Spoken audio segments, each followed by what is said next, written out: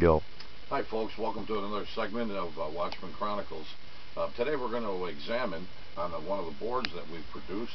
We're going to look at the skyline in New York City, which we believe is some of the elements that led to the 9/11 tragedy over here, and just show you some of the mindset of the people who not only create and control our money system, but that have created even the skyline and what we believe are monuments to the devil himself. I'm going to show you here Wall Street area where the Twin Towers are. You have a pyramid building, a dome building, and a building that looks like a Mayan or an Aztec pyramid, and of course the Twin Towers representing the yin and the yang, the male and female. What you have here is all the major world's religions represented except Christianity. The building here with the dome on it is the Merrill Lynch building. This is the American Express, and I believe that's the Oppenheimer Fund building. If you can view that in your head, Oppenheimer Fund is actually a swastika. We're going to take the time to examine the Merrill Lynch logo, which is a bull. If you look very closely, you'll see a satanic snake-looking tail. Underneath him, you'll see what looks like a lightning bolt. And of course, you'll see his eyes, one black, one white, the yin and yang principle. You'll also note that the right eye is utterly darkened, something that you'll see real common in the occult. Zechariah 11:17, I believe it is, talks about the idle shepherd with his right eye darkened.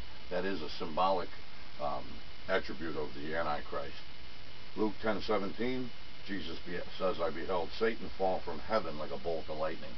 Again, you have the satanic S, the lightning bolt, the darkened right eye, and the yin and yang.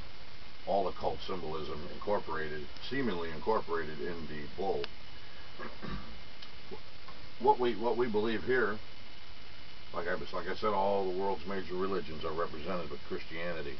When, in fact, someone decided to take the Twin Towers down on 9/11, and we believe it to be a corrupt government inside job, not just done by Al-Qaeda, we believe that the $20 bill depicts, very strangely enough, the elements of the tragedy on that day.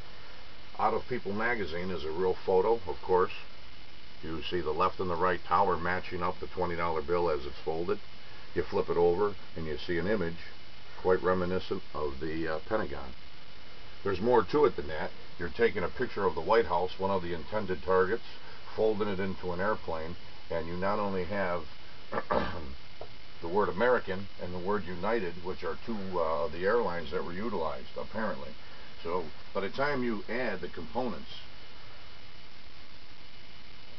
of the event of 9/11, you come astronomically the odds that it was a coincidence, and we believe that this was somehow designed as a blueprint for the coming tragedy way ahead of time. This $20 bill is from 1996, and 1997 is when they changed the money over.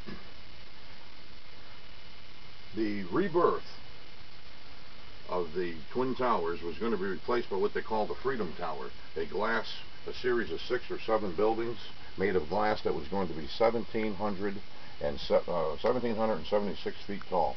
That is reminiscent of the date on the back of the dollar bill, 1776, the beginning of the Illuminati. So from beginning to end, I believe that the perpetrators of 9/11 used money, our money, as a form of a blueprint and as a way that we can expose it after the deed is done. It sounds far-fetched until you examine all of the evidence slowly and in order, and surely this could not be a coincidence by any stretch of the imagination.